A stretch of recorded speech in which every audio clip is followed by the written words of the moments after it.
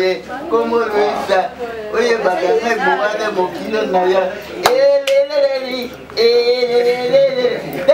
lakita babona ndenge wanakaka na ngai toyeba tokozala wa te mais nazali bien nazali elenge ya nkoko elenge ya nkoko soko nazali nozali na mokulu nakomi na ngongo ote mokulu asaso so atetalaka awa te jalesili papaye jalesili papaye kobetaka maboko bozobeta nendambe bozobeta mete mapamboli yango oyo bapamboli na kombo na Yesu bapamboli na kombo na Yesu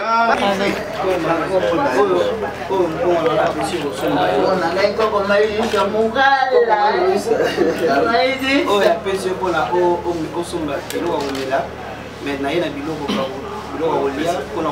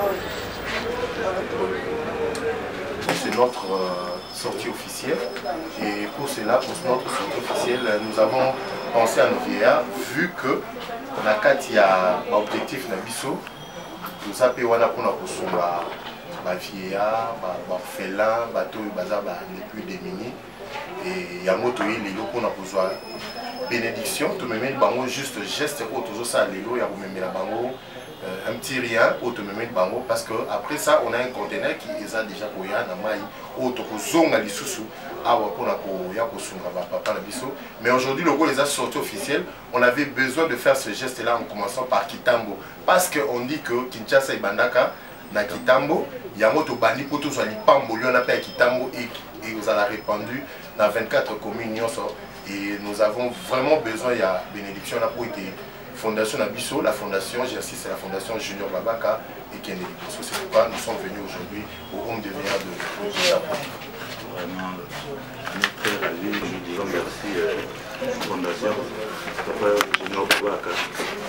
Nous avons les agents de la Bino, les agents de la fondation Nabino et Kennedy. Bosso et Kennedy Kolo, à travers geste, ils sont bien à mort au monde, offrande. On va beaucoup à bien à dire, mais là, à mon image, d'autres donc à toute personne qui a contribué à la fondation, d'abord comme vous l'avez dit, et puis merci Mingi. Tout à Romain Nabiloko, de sorte que.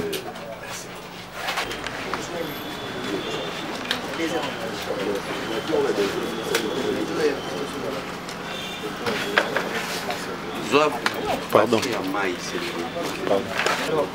suis Julien Andois, comme vous l'avez dit, je suis le président de la fondation. Je viens de retour le tout à l'heure là. Les âges justement, geste de la race.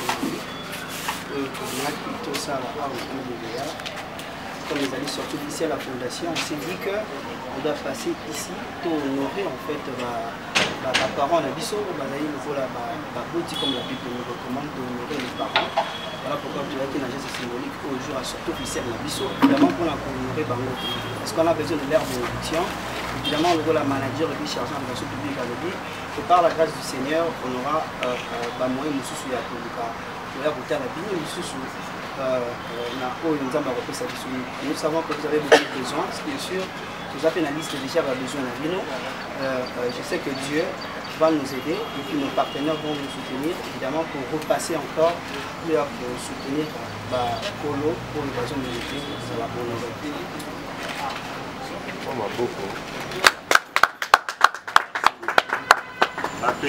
Merci Mingi, la Fondation Junior Babaka. Au nom du Rome de VA et de toute la communauté, tout le personnel plutôt, excusez, tout le personnel du Rome de VA, nous disons merci beaucoup, que Dieu vous bénisse. Merci.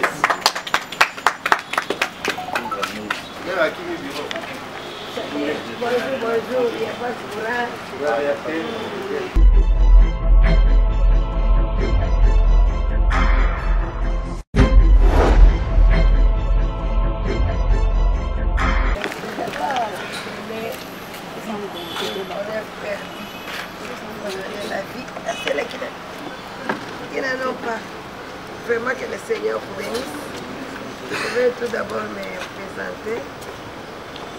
Moi, c'est Madame Chélie, José Wabanza. Je suis chef de division et gestionnaire comme DVA de Kitambo Civil. Je suis en train de berger 33 passionnés, dont 17 femmes et 16 hommes. Vous êtes la bienvenue dans notre homme, je vous dis dans votre homme, parce que si vous ne passez pas, le homme ne pourra pas bien fonctionner. Ça fonctionne grâce aux gens de la bonne foi, de la bonne vérité, les fondations, les églises, et les autres venus nous voir, nous accorder paix. Nous demandons à notre Dieu. Il y a les dieux de Bakoko. J'ai toujours dit les dieux de Bakoko parce que je suis en train de nourrir les Bakoko, élever les Bakoko, tout ça. J'ai toujours parlé des dieux de Sekoko aussi. Et les dieux là vous accordent aussi la longévité. Amen. Que vous arrivez à atteindre même 125 ans.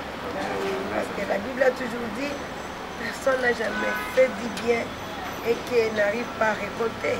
Tout ce que nous faisons comme bien, nous allons toujours les récolter. fait que vous avez laissé vos activités, vos affaires, vos travail pour venir nous accorder un peu de sourire. Je demande à ces dieux-là de vous accorder encore beaucoup plus. Et là où vous avez fait sortir votre moyen, que le Seigneur y rembourse au centuple. Et qu'il vous accorde aussi la paix, le succès dans tout ce que vous êtes en train de faire.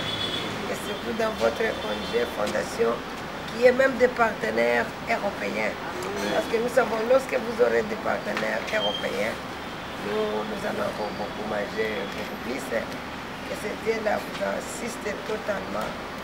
Et je vous dirais que cet acte-là que vous venez de poser ne soit pas la dernière ou la première, que le Seigneur vous assiste encore beaucoup plus pour que vous puissiez encore revenir prochainement, nous accorder encore du sourire parce que c'est Dieu, Papa, donc nous avons besoin de votre participation est très importante. Que la paix de Dieu vous soit donnée en plus. Merci beaucoup. Je vous remercie au nom de son Excellence, Madame la Ministre, au nom de mon secrétaire général près des Affaires sociales, au nom de mon directeur chef des services d'encadrement des personnes de 3e âge et à mon nom propre comme gestionnaire du Homme des Vieillards. Je vous remercie sincèrement. Merci.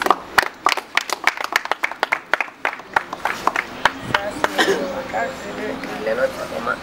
Et monsieur, c'est le nom du président. Le président, ah, chanté, ok. Président, le nom c'est comment? Junior Babak. Ah oui. Donc, c'est d'accord pour ça.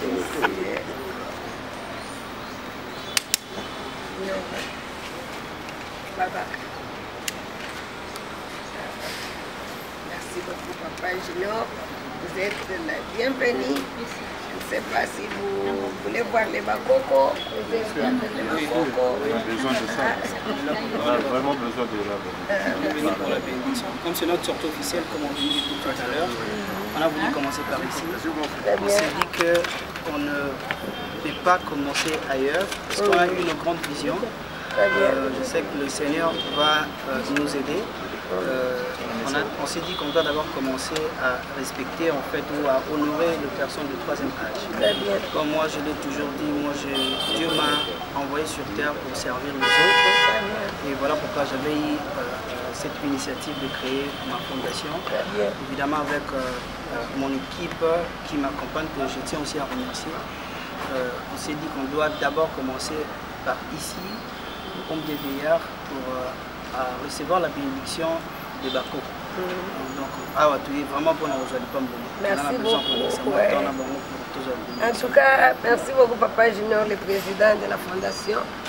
Je suis très ravie de vous voir en tant que jeune, avec de bonnes initiatives comme ça. Je demande à notre Dieu vraiment de vous accorder beaucoup plus la longévité, et la bonne santé. Amen. Et la sagesse. Amen. De Salomon. Amen. Parce que lorsque le Seigneur vous accorde la sagesse et que le Saint-Esprit vous accorde, vous dirige, et vous verrez que tout sera facile. Amen. En tout cas, que Dieu vous assiste beaucoup plus dans votre famille, qui bénisse aussi vos membres, donneurs, effectifs, sympathisants et autres, que le Seigneur les assiste beaucoup plus. Et surtout, je demande à Dieu de vous accorder aussi l'amour. Lorsqu'il y a l'amour, il y a tout. Qui est au moins l'union dans cette fondation. Parce que je sais que lorsqu'il y a l'union, il y aura aussi l'amour. Et notre fondation ici va bien marcher et faire aussi de grandes choses dans notre pays. Vraiment, notre pays a besoin de la jeunesse. Et nous savons que la jeunesse que vous êtes, c'est la vieillesse de demain. Et nous demandons à ce que cette jeunesse soit bien totalement fondée pour que votre vieillesse de demain soit une vieillesse en dignité. Merci beaucoup. Merci. En tant que moi je suis le manager de la Fondation de Relations publiques. On voulait, merci beaucoup madame, on voulait ajouter pour dire ceci. Ces gestes qu'on vient de faire, c'est juste juste un symbole. Puisqu'on a tout un conteneur. Très bien. Des articles qui doivent venir. Et on va encore recommencer. Revenir pour recommencer ici au Homme de Véa de Kitambo. Bientôt là, on va revenir. Merci beaucoup. Que Dieu vous bénisse. Yannick. C'est maman de 105 ans d'abord. Oui.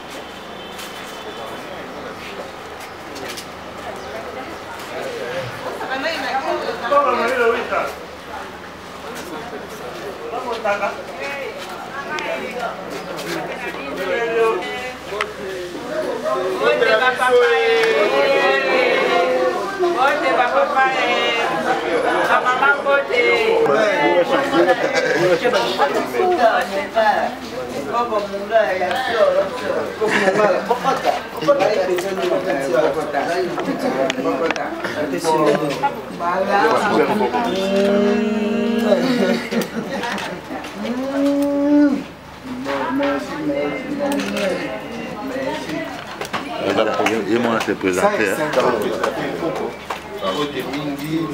Jamais. Mon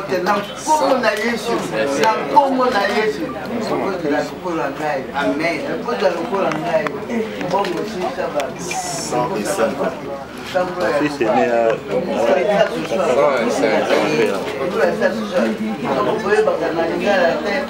85. Kama moko na tuku motoba. Kama moko na tuku motoba.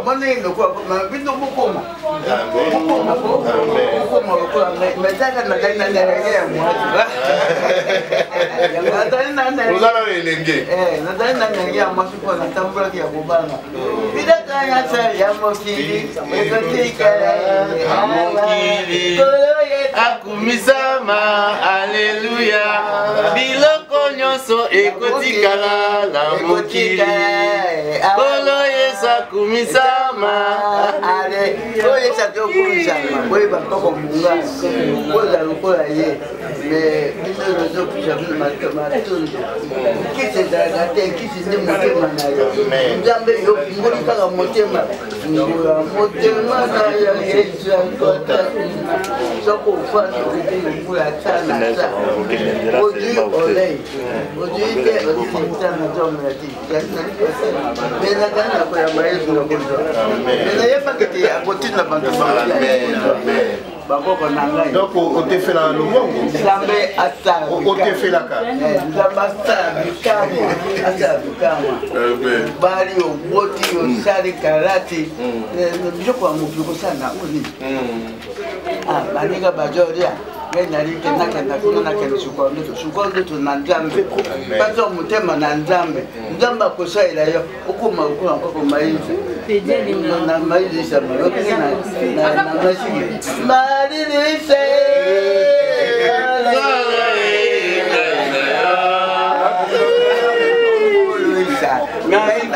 Wapi mobile ya Mailo Isa?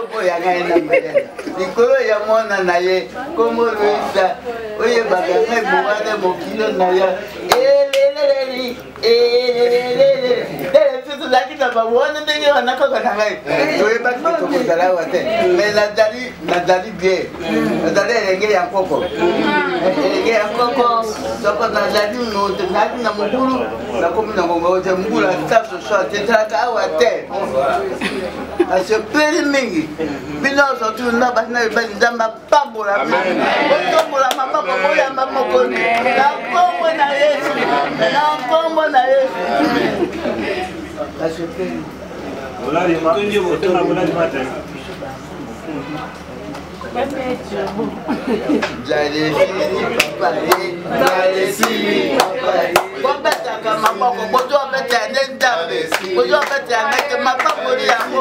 Papa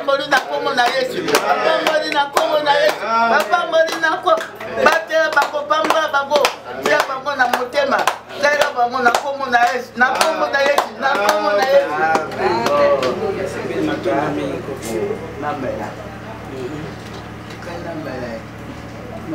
Soko botamboli na kinasani ya suka na zelimbao.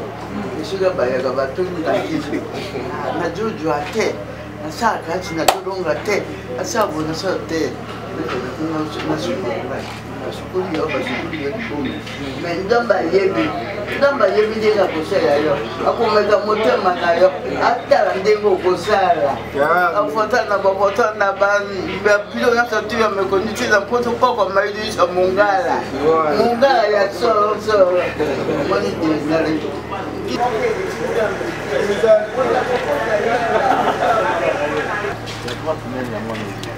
Hey.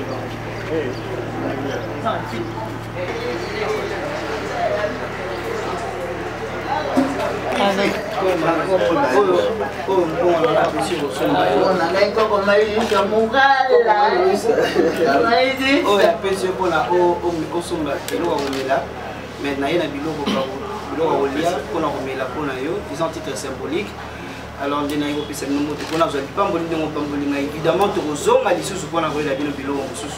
auto ezaka symbole mais on a simple ça pour na yo la maina sepeli en tout cas ngo pamboli biso ngo pamboli fondation junior babaka oyo ngai nazali mokolo na moto pe moto azaki likanisi mais lipambola le suki pona ngai mokote ekiti pa bato nyonso bali na ngai ba membre o nyonso tout aux la likanisa au créer fondation évidemment na ba membre nyonso ko ba accompagner biso ba zo lipamboli nga na zui lelo donc merci beaucoup pour la visite.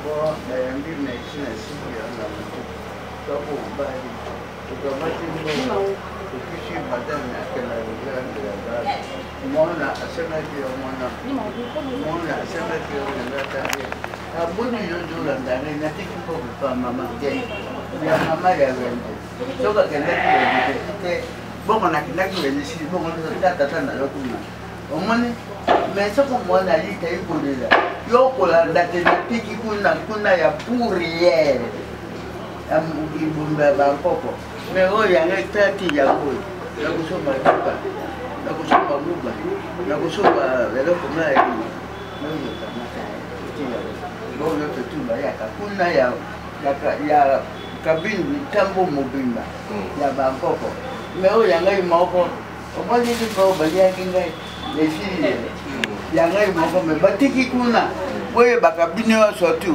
ndenge bojo tambula nsoko bokamati biloko boti kuna na mangasa ya batunyo sotu me o yanga imoko ko ati na ngai dali bo loko na ngai tam mamoza malamu ndio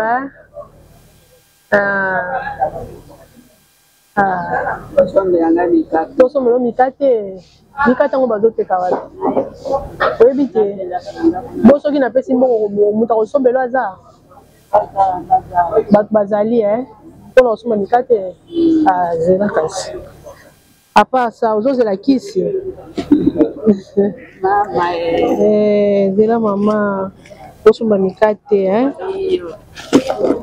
mama uko mswahili habari uko bien Mungu akubenisha mama. Amen. Bato Kisangani.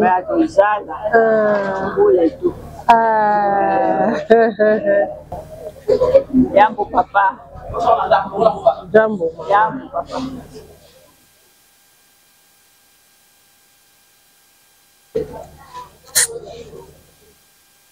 Somba mikate Ndio. Okay. Nakubengela ba mama kuna basombelo mikate. President Zoya Zoya Zoya kotala ko papeso sumbote. Sepeli ye wana azotala ba mama kuna pa Zoya.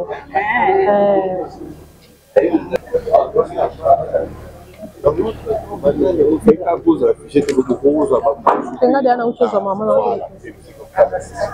Ndio kama pia.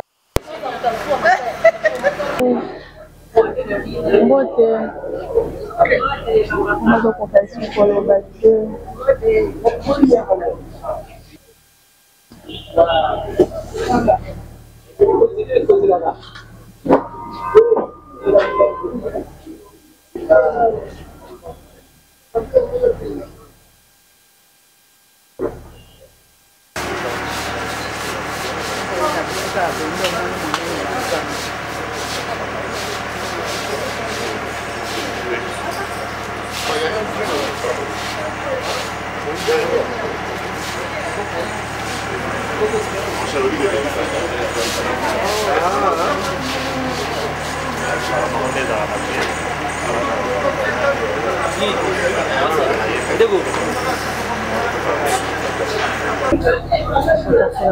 Essa café na mapa.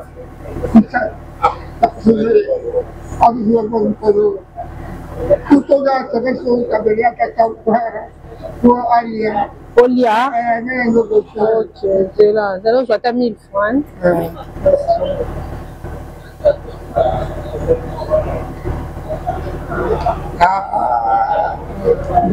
Au sommet de l'eau, une fondation Junior Baba. Ma pas ça. On dit pas ça, ça va. Ça va, ça va.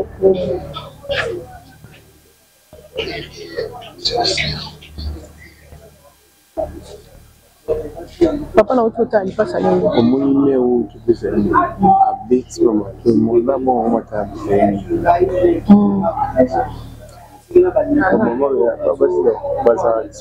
Automatiquement donné là il passe à mon il passe à la colle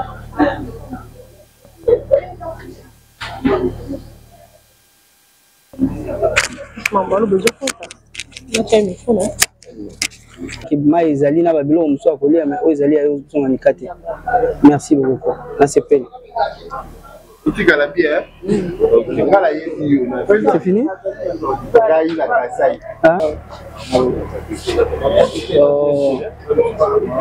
Nakati awa?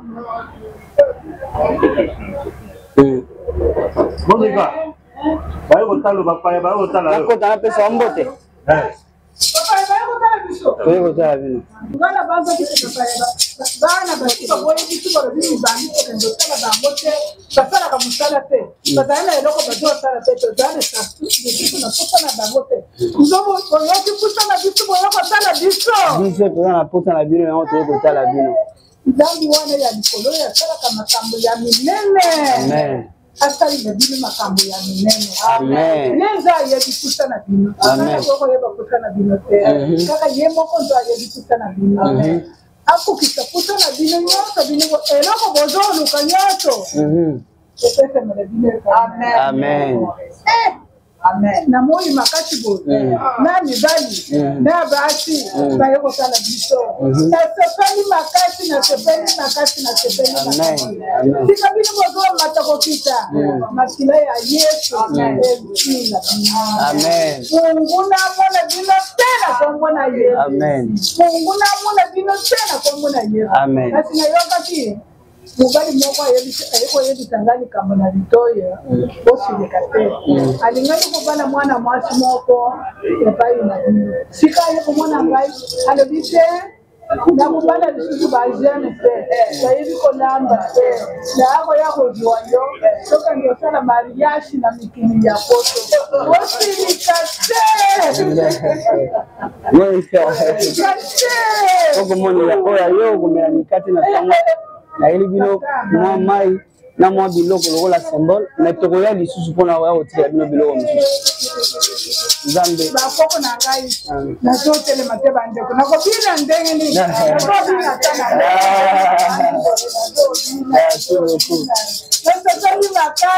Amen. Merci beaucoup. Nikoti kala malamu. Boka janaye. Kombo na ngezali Junior Babaka. Na otimi kili ya poto na bina fondation na Junior Babaka. Na ko sala sortie officielle de la fondation. Alors na lobaki ya mona banda ba activité na ngai na ko jali pambole pa bino bakoko. Eko la ngai na onoka kamini baboti. Bamba changa moto mana ba kusunga ba na lobike na kotika bino boete. Na bino mo eloko moto akomela. Na mo mai ni wale wali symbole.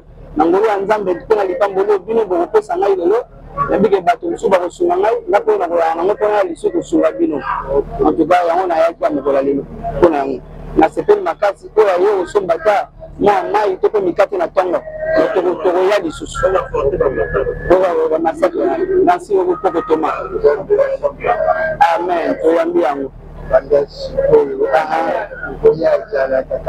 amen azangi bande suka yo wana nde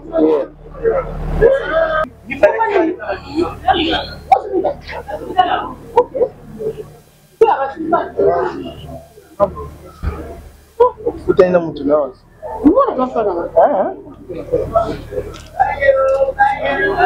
Bayo Bailousa Bailousa Bayo Bailousa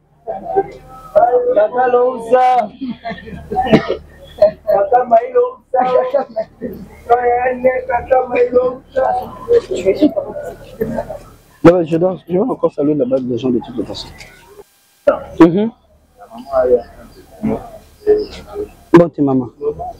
Moi, Isabelle. Non, il n'y a pas de souci, maman. On comprend. Tu dois comprendre, maman. Ngana yo pe sabino mbote.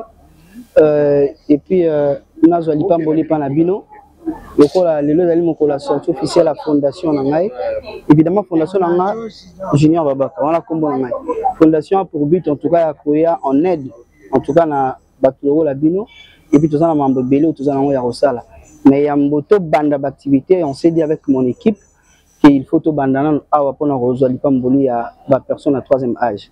C'est ça en tout cas aux ali plus important pour nous parce que sans la bénédiction on peut rien faire. Évidemment, biso toza ba jeune, toi bien pour ça comment na bambola au bozanango, tu vivre un peu plus longtemps. Voilà pourquoi tu dis qu'il faut toza lipa mboli wana et que nzamba ko sunga biso pour que tout ça la lisuko leka. Tu y a na moi symbole et ko ya pona ko sunga bino. On a ngala na no maka na komaki. Nyos. On a nyos. Na lomi nzambe na likolo. Na menga kae les rois des noirs, les lieux de la tribu de Gina. Nzambe wana, anta juste, asalisa na fondation. Amen. Ekineni moso. Amen. Yo mokolo fondation. Otambola ozomangai. Amen. Makamwani ngate osala. Moni sogoto tamula ndwa na nzambe. Ngomona longona. Amen. Makamwani ngate osala. Fondation ezali bien. Osanta bato manzangi. Ndomona. Nzambe akoyokela mawa. Amen. Akosalisa. Amen. Ndomona. Amen. Loboko nae egonzala toujours na kati ya mino nyonso. Amen. Soki mondo manga. Po anza bon. Anza moni amour nae nzambe. Amen. Ale makate. Amen. Amona kanyo.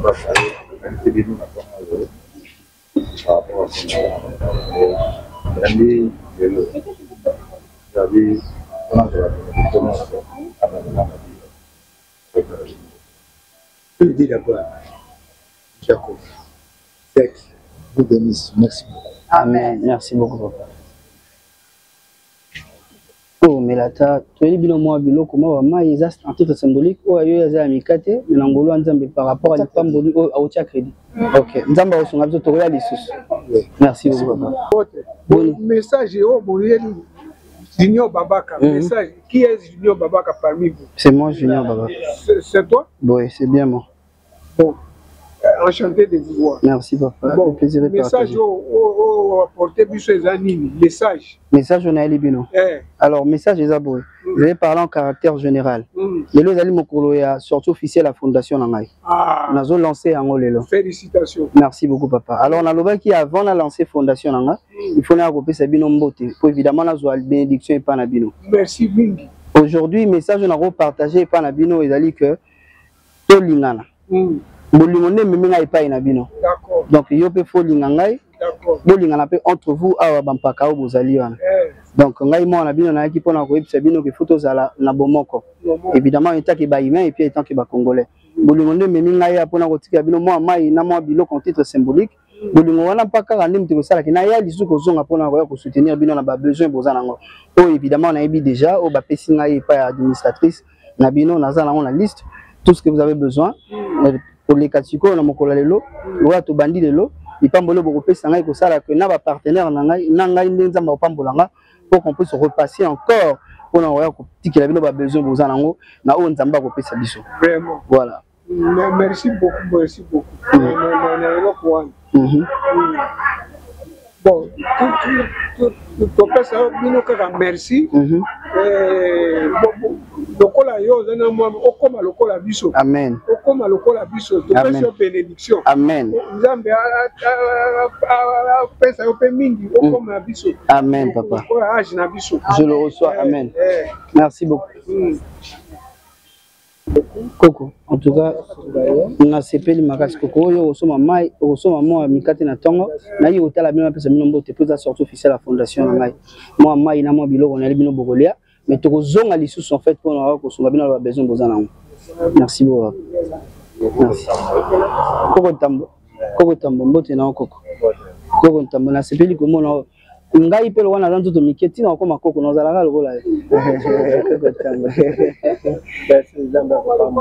Amen, amen. Na sepeli ko tambo. Vous allez malam na roya lisusu. Merci beaucoup. Bon, on va faire là-bas. Amen. Amen. Dans la dignité. Amen. Merci beaucoup. Amen. Parce que j'ai toujours dit que ce n'est pas un hasard. Hein? J'ai toujours dit que tout est grâce. Et lorsque le Seigneur vous envoie d'aller pour faire ce que le Seigneur a demandé. Voilà, un grand merci Naba la Nabiso Nyos Yajibi officiel télévision. Wana tozana homme de veillard ou wapi fondation Junior Babala ou azali président Nabiso. Ayaki ko rendre visite na ba personne à 3e âge pour nous avoir bénédiction na bonne sortie officielle il y a fondation naé tozana représentant monsieur Yannick oya yambaki biso nesika oyo monsieur Yannick bonjour. Bonjour madame. Impression na komona fondation bini batusi bakenda peut-être batasa la loisir ba beti balé mais komona monsieur Junior Babala koya kotala ba personne à 3e âge impression na wezani impression na meza esengo sengo makasi de voir un jeune comme moi et puis à faire à poser acte à penser à la personne âgée. Vraiment je suis très émotionné et je suis comblé de joie. C'est un peu ça. D'accord, merci beaucoup. Loin des acquis, question d'addition. En tout cas, de bonnes journées. Nabino Naba, homme de VR. Merci beaucoup, madame. Que Dieu vous bénisse. Amen. Alors, président Junior Babala, nous venons ici homme de VR à l'occasion de la sortie officielle de votre fondation Junior Babala. Alors, vous avez fait le choix de venir ici pour demander les bénédictions de VR. Alors, ma question est, pourquoi avez-vous besoin de cette bénédiction? Quel est son impact?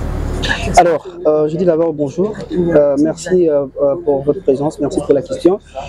L'impact de la bénédiction, parce que nous le savons tous, la Bible nous recommande en fait d'honorer le parent. Voyez-vous, les personnes de 3e âge étaient hier de jeunes comme nous, ils sont devenus de parents, aujourd'hui ils sont de grands-parents. Alors on s'est dit, comme c'est la journée de notre sortie officielle, on ne peut pas commencer des activités sans pour autant recevoir la bénédiction de ces gens-là. Parce qu'évidemment, étant jeune, demain je serai vieux. Voyez-vous? Alors je me suis dit, je dois venir recevoir la bénédiction auprès d'eux, évidemment pour lancer tout par rapport aux activités qui nous attendent demain. On s'est dit, on devait commencer par ici. Pour moi, c'est vraiment très symbolique parce que je ne peux rien commencer sans pour autant voir la bénédiction et du Seigneur et de vieux. Alors, dans l'affiche, vous avez écrit redonner vie aux rêves perdus. Donc, est-ce un slogan pour vous? Je dirais oui, parce qu'en fait, c'est ça notre but. Hein, quand j'étais, en fait, moi, je me dis que Dieu m'a envoyé sur terre, évidemment, pour aider les autres. Je sais qu'aujourd'hui, moi, j'ai peut-être l'opportunité d'avoir à manger et à boire, mais il y a beaucoup de gens qui en manquent. Voyez-vous, si vous sillonnez la ville de Kinshasa, vous allez voir, on a beaucoup de démunis, on a beaucoup de... je n'aime pas utiliser le terme, mais on a beaucoup de gens, des enfants de la rue, qui sont en train de manquer l'encadrement. J'ai une vision qui est tellement grande. Ma vision est tellement grande, ça ce n'est que les débuts. Je pense que dans le jour à venir, je vais communiquer pour dire en fait au peuple congolais qu'est-ce que nous avons comme projet. Je sais que ça sera vraiment bénéfique pour tout le monde. D'accord, président, mais au début, on a Kinshasa, c'est-à-dire dans chaque commune, on a Kinshasa, dans chaque province d'ailleurs. Alors, comment pensez-vous gérer cette situation? Parce que le but que vous voulez redonner la vie aux rêves perdus. Papa, comment allez-vous vous y prendre? Alors là, je suis en train de m'organiser avec mon équipe, évidemment, pour encadrer la jeunesse. Nous avons un programme pour la jeunesse. Donc, nous voulons encadrer la jeunesse dans le sens où de commencer avec place Torokut et la Bango. C'est-à-dire, si nous pouvons les aider d'aller à l'école, d'apprendre le métier, évidemment, de leur donner du travail. Je vous ai dit tout à l'heure au préalable que j'ai une vision qui est tellement grande. La Fondation T, je sais que par la grâce de Dieu, nous allons lancer des activités où nous allons, qui va donner du travail aux gens. Jeune, on a Torozoa, l'Italie bazala na balabalate, pour récupérer vraiment Bango, bazala identifier, évidemment, pour orienter Bango par rapport à Obarozala comme capacité. Obazanango, na Otorobaxi la Bango. Donc c'est un peu ça la vision parce que avec contact Nazanango, au niveau il y a place Nazalaka, on est en train de voir comment même octroyer bourse scolaire pour jeunes identifiés, encadrés pour continuer qui est là il y a poto. Moi j'ai la chance il y a autant aux États-Unis. Alors je sais en fait impact de valeur Ezali dans ma communauté d'éducation. Je ne suis pas en train de minimiser en fait l'éducation d'ici parce que d'ailleurs j'étais à l'ISIPA avant d'immigrer aux États-Unis. Naebi kilas nabiso ané Ezali malamu et pekisi biso peut-être baksali sous en fait un plus na auto zanango déjà na mikili ya poto évidemment poto sala makambo ya mine notre tombo l'école.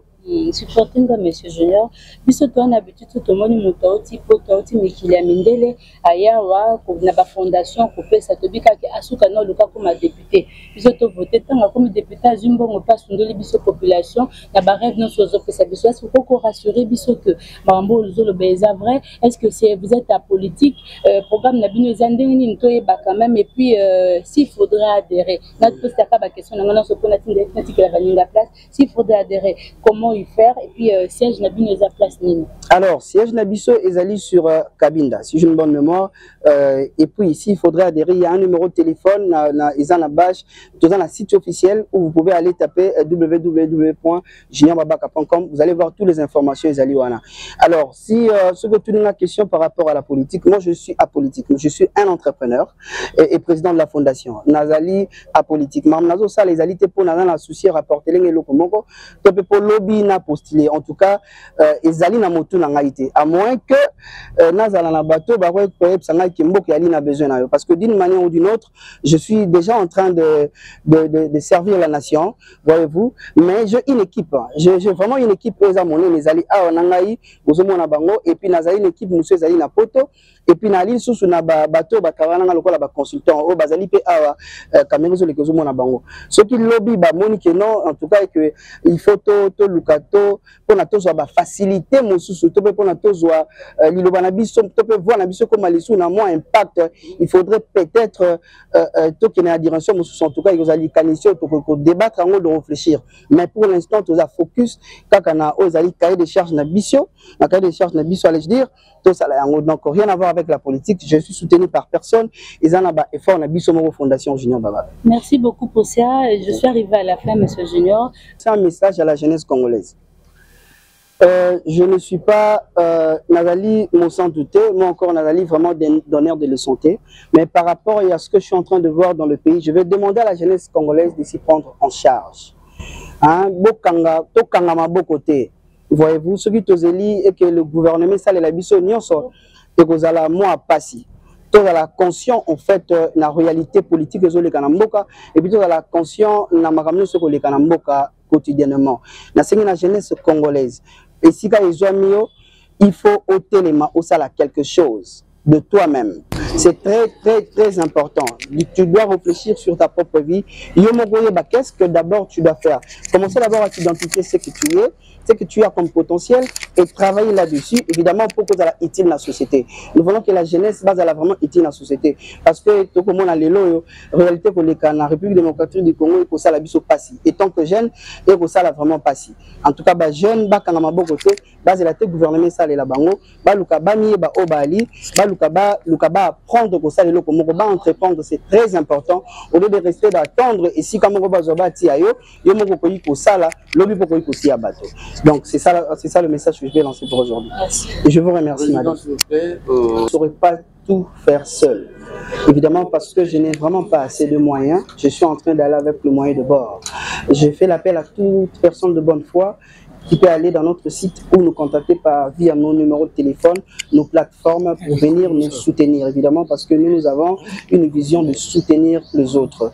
En tout cas, les personnes de bonne foi, nous sommes vraiment, notre fondation est tellement ouverte de vous recevoir et de recevoir vos soutiens pour qu'ensemble nous puissions donner la joie aux autres.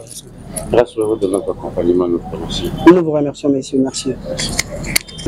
En tant que manager, je suis une personne, mon avis à chaud, je suis très ému et très content, vu que le geste qu'on a posé aujourd'hui est un geste très louable, malgré que c'était symbolique, puisque d'ailleurs, Monsieur Junior a déjà fait tout un conteneur pour revenir encore ici au home de VR de Kitambo, pourquoi pas dans des hôpitaux et les orphelinats plutôt, excusez-moi. Je vous dis, on vient de commencer, donnez-nous le temps et vous ne serez pas déçus, puisqu'il y a des bonnes choses qui arrivent pour bientôt. Exactement, à tous ces jeunes oisifs qui n'attendent que des opportunités comme ça pour tomber dessus comme si c'était la manne qui vient du ciel. Qu'est-ce que vous allez lui dire? Qu'est-ce que vous allez lui demander? Comment ils doivent se comporter face à des structures comme ça? Comment ils doivent adhérer pour trouver leur place afin de devenir utiles eux aussi? Effectivement, je parlerai en lingala. Na lingala pour bakino balingala lingala mingi mingi. Na koyebisa na bilenge nyonso. Structure o ebandi, fondation ebandi mosala lelo o etoye kozwa bénédiction na homme de VR ya Kitambo.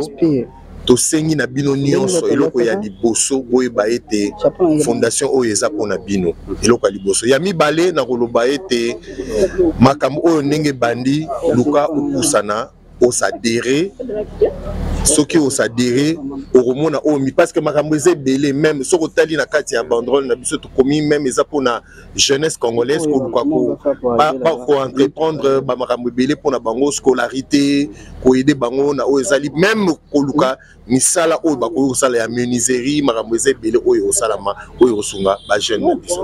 Merci.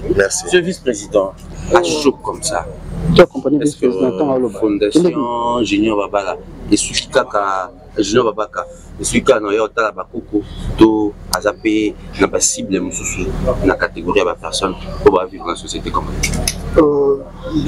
bien évidemment que la Fondation Junior Babaka a une cible ébélée, comme on l'a dit bien, parce que le président a mentionné que nous sommes là pour toucher plusieurs couches de la société. Ça, c'est juste une introduction. C'est comme une fondation. Étant donné que c'est notre sortie officielle, nous allons toucher plusieurs couches de la société.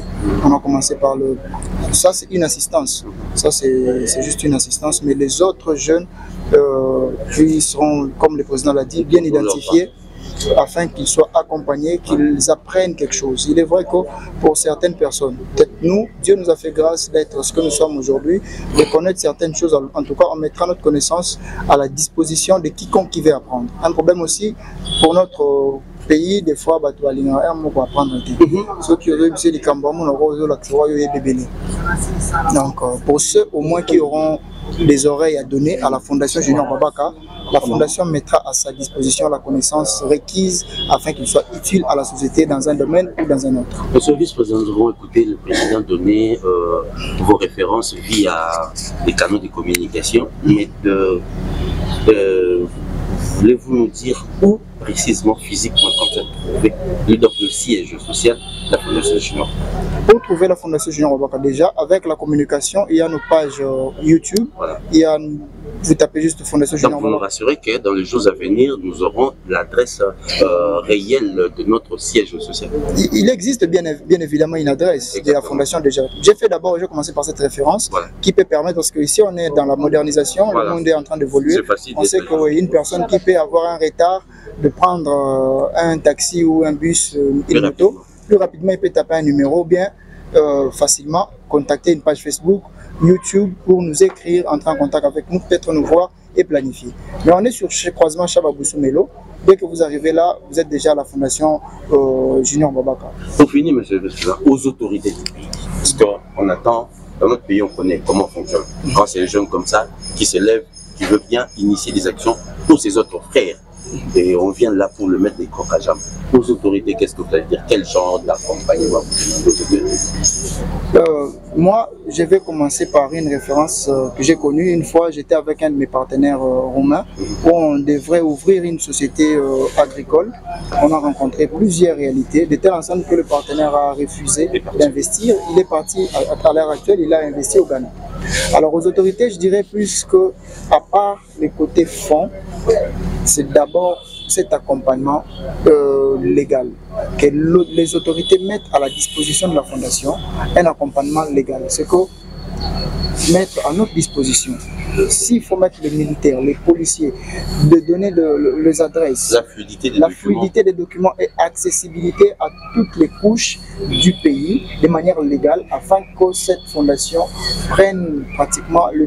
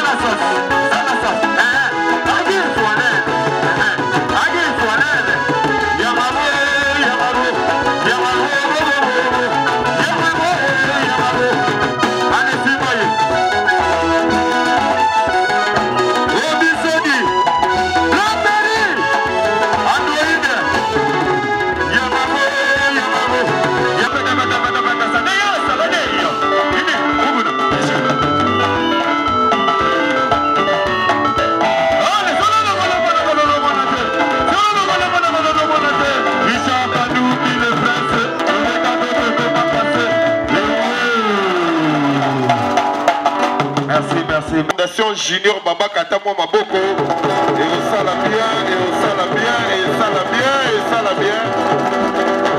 Voilà, si je suis là parce que je suis le manager de la Fondation Junior Babaka. Je suis aussi le manager en coulisses de Blana Moussa. Bobé Telangata Maboko Nasaraba. En coulisses. Voilà.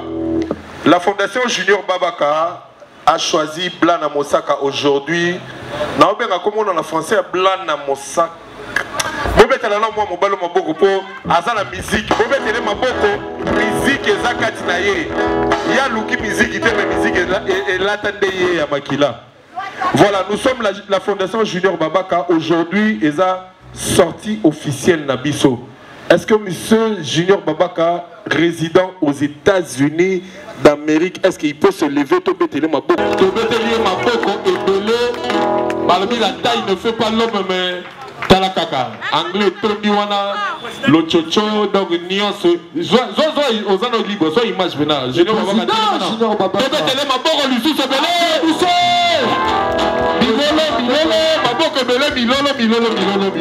Na homme de vieillard à Kitambo, boyebi bien, poto zoli pamboli et outé pas bakoko. Tozuli pamboli ko outé pas bakoko et na yebi ke nenga naza chrétien en même temps peu musulman aussi. Donc, elingo loba boye. Bénédiction au biso tozui. Botalanga bien to kitché dans le groupe Blana Mosaka Mobimba. Applaudissez! Bénédiction au biso tozui na homme de vieillard place que leader fala sa nabiso aya quitté mais to kitché dans le groupe Mobimba au nom de Jésus. Mutumo a gagné on est de fou mukimba au moins la religion et ça diverses. Donc elingo le baboye toyaki to lobi troisième mi-temps Blana Mosaka o bozomo na leader na benge Blana te président Blana excuse-moi o ce qu'on sait là qui manager président Blana topona ki yo parce que oza leader a poussa na pembeni poto loba vous pouvez télé maboko s'il vous plaît président topona ki yo président Junior Babaka apona yo depuis les États-Unis yo yebi maramusu toro solate ba mise bazawa apona ki yo ozala parmi ba échantillon au moni kuna tolobi parmi ba activité na biso to ba objectif na biso au moins la place Moreza sur le plan culturel soutenir et promouvoir la culture congolaise et parmi yango poto promouvoir muto biso to poni na Congo et la capitale à Kinshasa, c'est Blana Mosaka. Tobé Tenango quand même Maboko. La fondation et sur ces bon déranger président et pour Bilongo Bozomo na Tomo na États-Unis. Tobé Tenango Maboko. Tobé Tenango Maboko.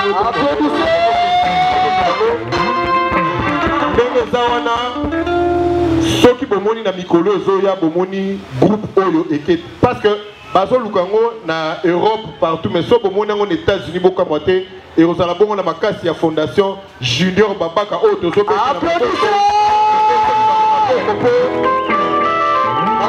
bomoni ngo bozo ngo le roi blague yango na lobby la taille ne fait pas l'homme nenga zawana soka bengi na minito trompe ki tselibiso ba drone kitia wa makambo ki président Junior Babaka tolingi tolo baboye bomoni to poni na bilambo to lati tolinga to pesa pe bino tout bata ba t-shirt na ba ligne za na mona mutu quand même tolobi boye président Blana biso to poni yo merci na oyo ya oyo yo yebi to so la na président oui mambe zolika peut-être à 20 personnes bien 15 personnes bota la bamba souté mais toujours que les États-Unis amen bonjour que les États-Unis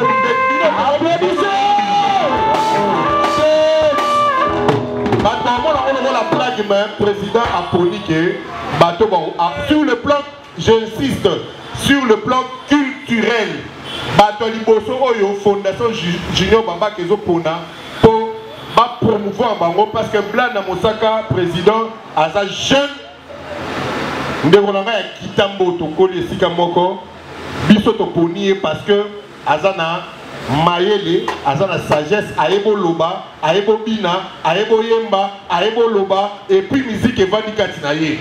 Président, manager, Toza fier Nayo, biso fondation Junior Baba Katoponio lelo lipamboli otozui ekitakati na yo ndenge kaka toloba boma pamboli fungama baproducteur mosusu apa biso baya ebele baconcert ye ebele et je t'informe déjà au robeta na kermesse oyo ya pigeon parce que na ok négocier mon lobby parce que bozo ke beta na bobeta ta maboba misa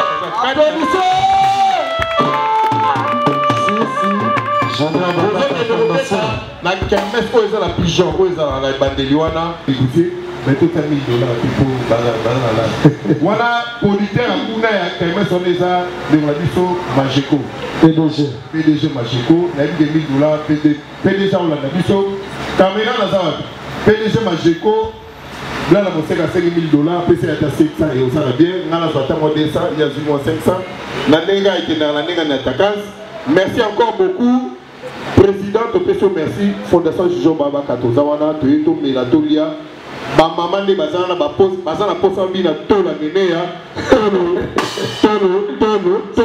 tolo merci je vous en prie d'abord donner pour la bino moso bo c'était la Tochena mabondeli alia lia na batu si ya que la kinga na ba projet de plein de bonheur lo tabe na ba mana boni de le contraire ya que la kinga na ba projet de plein de bonheur lo tabe na ba mana boni de le contraire como na yeso chola mbina como na yeso chola mazenzi mokonzi na biso como na yeso chola ma Dieu merci. Yebo na yeza chola ma Gisele fou. Yebo na yeza chola ma.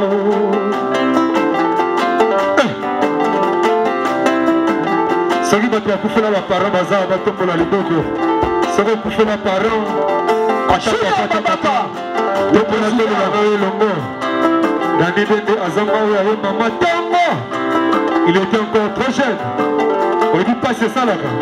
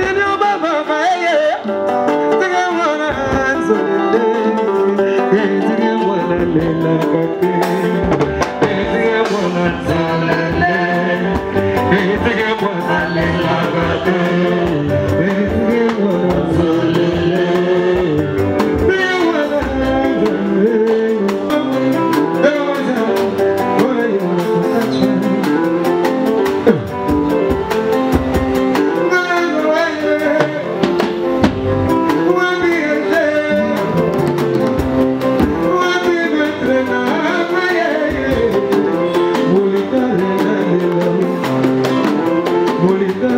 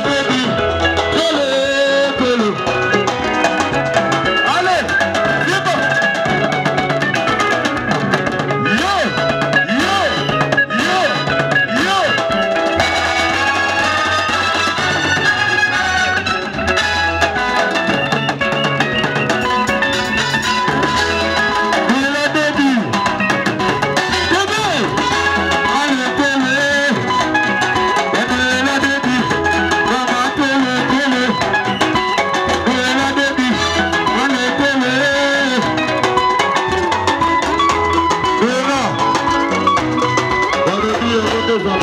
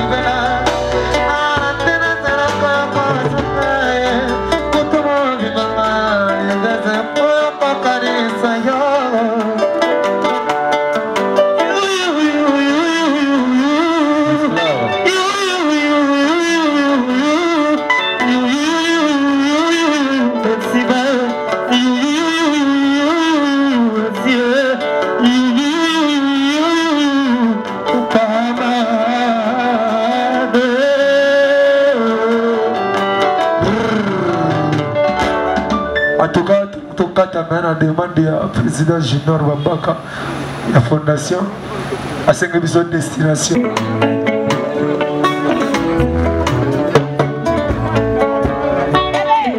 Président, on appelle ça le rang pour l'avion.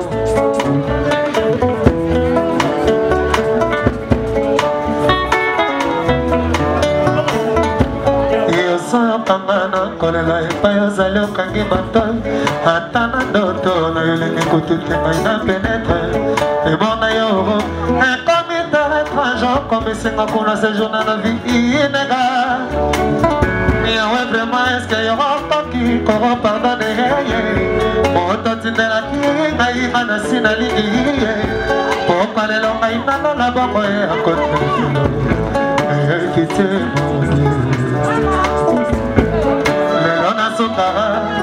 pembeni na yo bokabane koti na kati ye bokamonde pardone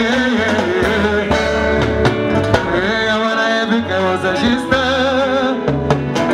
yo mokotindelaki ngai ye ekite monie lobaki mobala kotika bapara na ye akokoma na molumani na ye bakokoma pelo komoko lelo nini lelo nosunga kotabane kokabane lelelo mande lobane chéri osalilile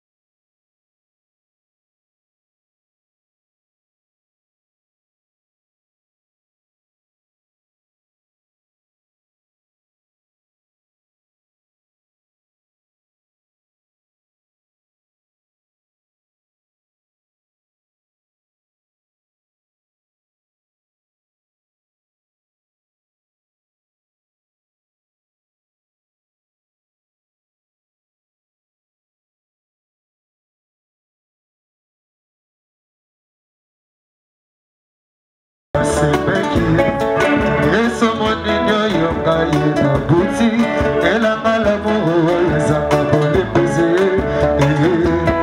ata kutulika sekwe na nzete eyebaka destination nango afolo kasi eyepa yo tikinga lili destination nanga eza ekoni babushina deja basi batimba kala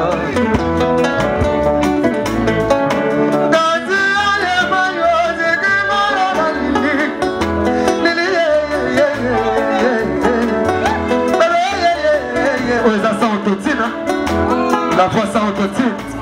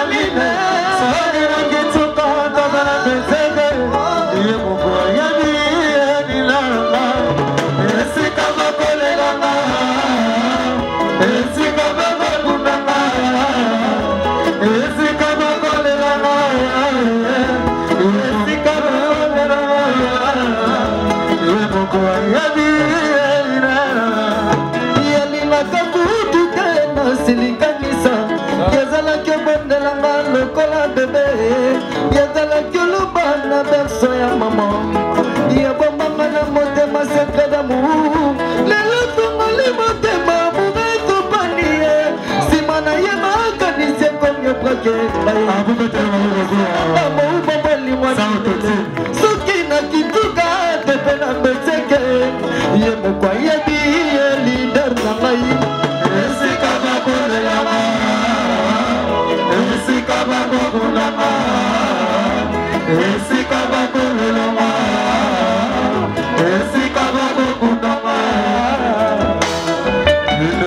imetodanga bolimo eza mabetenenge nalelaka eza bolimo nzambe moto atinda olamour esayaezoki babolimo soki balela yo soki baloba yo soki basoshali yo nitejo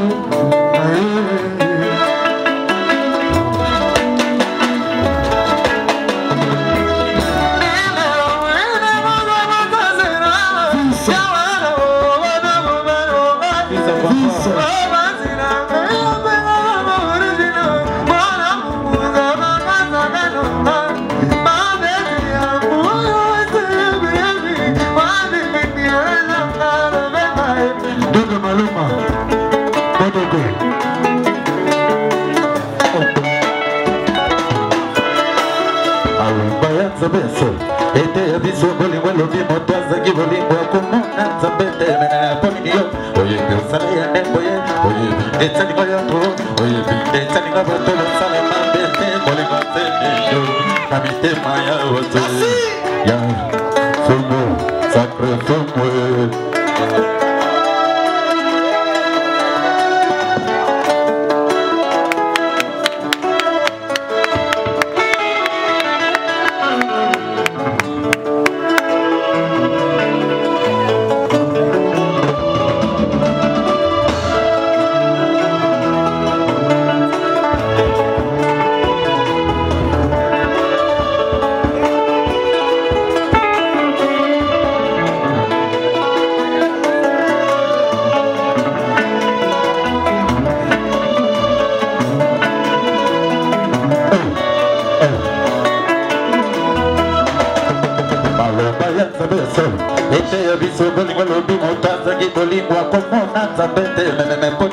oyebi osala ye ndembo ye oyebi ndetsalingo ya to oyebi ndetsalinga bato basala mabe te kolinga se nino na mitema ya bato ya somo sacre fumwe anayize eletise sakele kwela chululu chulu chululu chulu nalela fasi pona nini yosali oye nalela shita nalela samuna.